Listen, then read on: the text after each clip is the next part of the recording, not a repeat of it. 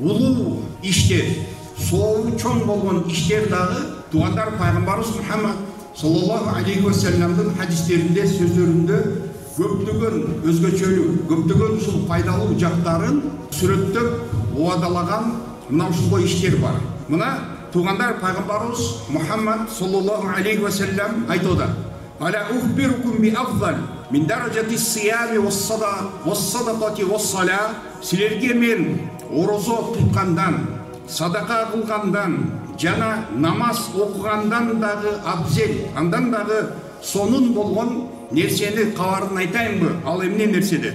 Ал дегени туугандар эми бул ошол нафил намаз, нафил орозо, нафил садакаларга тиешелүү темалар булар. Ооба, Аллахтын элчиси айтыңыз деп биз айттык деп Абу Дарда радиаллаху анху айтат. Ошондо пайгамбарыбыз Мухаммад алейхиссалам айтты: "Ислаху зати албайн". Адамдардын ортосундагы болгон мамилени оңдоо деп пайгамбарыбыз алейхиссалам айтты. Бул туугандар ушундай чоң бир соопко ээ болгон нерсе экен. Караңыздар. Садака, намаз, орозо, мына ошолордун даражаларынан дагы бийик болгон нерсе туугандар мына ошол адамдардын ортосундагы мамилени оңдоо. Эмне үчүн шариат биздин динибиз бул нерсеге өтө чоң көңүл буруп атат? Эмне үчүн мына ушул нерсеге көп маңыз берип атат ушул нерсеге?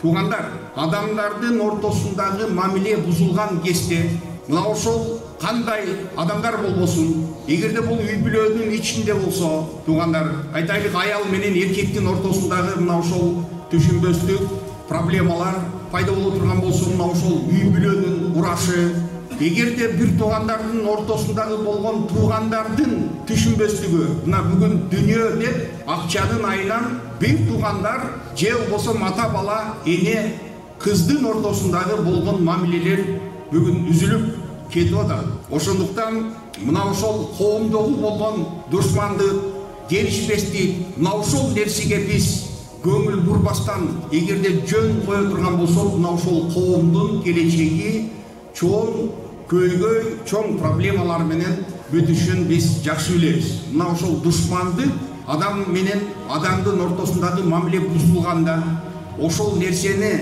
чекиге жийип койбостон, кыйынсыган текебирлик сезимди бир четке жыйыштырып коюп, мына ошол түшүнбөгөн нерсени тактап, ошонун түбүнө жетип, проблема кимдин ортосундагы проблема болсо ошол нерсени чечип бүтүрүп койгонго аракет жасашыбыз керек. Пайгамбарыбыз Мухаммад саллаллаху алейхи ва саллам шариатыбызда жалган сүйлөгөн бул эң жагымсыз, Кудайга жакпаган, адам затына пайда тартпаган бул күнөө, бул жалган эле. Бирок мына ошол жалганды эки адамдын ортосундагы мамиле бузулуп кеткенде жалганды шариат уруксат берди. Ушул жерде жалганга уруксат берди. Эмне үчүн дегенде, бул адамдардын ортосундагы мамилени оңдоп коюу, бул биздин исламдагы биримдик, исламдагы интимак деген чоң основалар бар, чоң негиз бар. Ошол негиз мына ошондо ишке ашат.